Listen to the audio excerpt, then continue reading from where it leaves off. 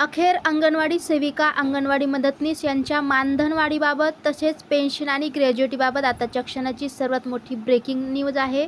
तर भगवानराव देशमुख यांचा बेधडक निर्णय पाहूया सविस्तर. तत्पूर्वी चॅनलला अजूनही सबस्क्राईब केले नसेल तर सबस्क्राईब करा, समोरील बेललाही क्लिक करा, म्हणजे असेच नवनवीन लेटेस्ट अपडेट तुम्हाला पाहता येतील.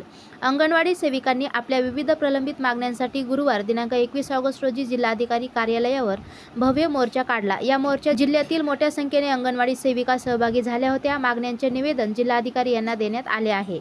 तर अंगणवाडी कर्मचाऱ्यांना ग्रॅज्युइटी लागू करावी, तसेच एकरकमी लाभाने ग्रॅज्युइटी स्वतंत्रपणे द्यावी अशी मागणी करण्यात आली आहे. यासोबतच त्यांना दरमहा पेन्शन देण्याचा प्रस्ताव तात्काळ मंजूर करून त्यासंदर्भात शासन निर्णय काढावा. राज्य शासनाने ऑक्टोबर 2024 पासून जाहीर केलेल्या मानधनातील वाढ आणि प्रोत्साहन भत्ता तात्काळ लागू करावा. तसेच प्रोत्साहन भत्ता नियमित मानधनात समाविष्ट करून सेविकांना 15,000 रुपये आणि मदतनीसांना 8,500 रुपये मासिक मानधन द्यावे. पोषण ट्रॅकर व FRSच्या तांत्रिक अडचणी सोडवाव्यात. नेटवर्क आणि OTPच्या समस्येपासून काम न झाल्यास मानधन कपात करू नये किंवा नोटिसा देऊ नयेत. प्रधानमंत्री मातृवंदना योजना, मुख्यमंत्री माझी लाडकी बहीण योजनेतील लाभार्थ्यांची तपासणी तसेच एकल महिलांच्या संरक्षणासारखी अतिरिक्त कामे अंगणवाडी सेविकांना लावू नयेत. या कामांमुळे त्यांच्या मूळ कामावर परिणाम होत असून कामाचा ताण वाढला आहे.